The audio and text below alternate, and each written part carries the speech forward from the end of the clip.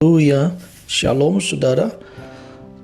Saya Pendeta Gelvin Arta, senang kembali bisa menyapa saudara. How are you today?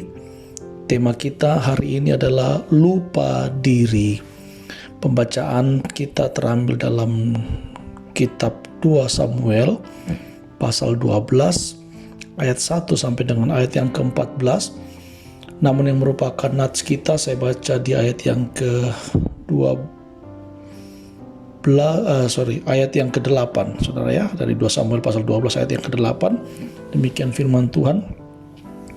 Telah kuberikan isi rumah Tuanmu kepadamu dan istri-istri Tuanmu ke dalam pangkuanmu. Aku telah memberikan kepadamu kaum Israel dan Yehuda, dan seandainya itu belum cukup, tentu ku tambah lagi ini dan itu kepadamu. Saudara yang dikasihi oleh Yesus Kristus Tuhan, perjalanan hidup Daud dari seorang bocah mengalahkan Goliat menjadi seorang kepercayaan raja hingga akhirnya menjadi raja Israel memperlihatkan rancangan dan penyertaan Tuhan dalam hidupnya.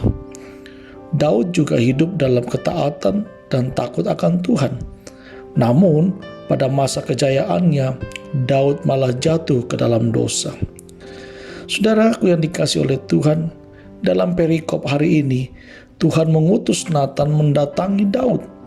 Ia menceritakan perumpamaan tentang orang kaya yang memiliki banyak kambing domba dan lembu sapi, dan orang miskin yang hanya memiliki seekor anak domba betina yang dibeli dan dipeliharanya seperti anak perempuan. Ketika orang kaya itu kedatangan tamu, ia merasa sayang mengambil hewannya untuk dimasak dan dengan seenaknya mengambil domba betina kepunyaan si miskin. Mendengar kisah itu, Daud marah dan dengan tegas hendak menghukum si kaya. Nathan menyatakan orang kaya itu tidak lain Daud sendiri di ayat yang ke-7, saudaraku. Saudara yang diberkati oleh Tuhan, Daud pun tertemplak akhirnya. Ia memang telah mengambil istri Uriah dan tanpa merasa bersalah menyusun strategi perang dan yang akhirnya membuat Uriah meninggal. Saudaraku, tampaknya Daud lupa diri karena merasa Tuhan di pihaknya.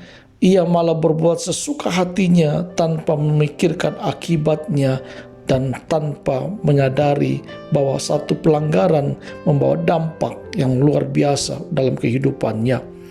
Saudara yang dikasihi Tuhan, kita bisa jadi juga pernah lupa diri. Lupa bahwa kita dulu orang berdosa dan kini telah ditebus oleh darahnya yang kudus. Lupa bahwa kehidupan kita seutuhnya adalah milik Allah.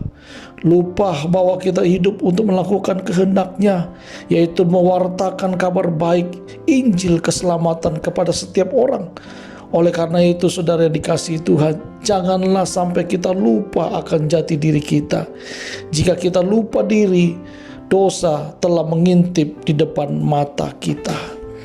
Apa yang kita dapatkan dari renungan How Are You Today hari ini adalah mengingat identitas kita di hadapan Tuhan menjauhkan kita dari kesombongan yang mengakibatkan lupa diri.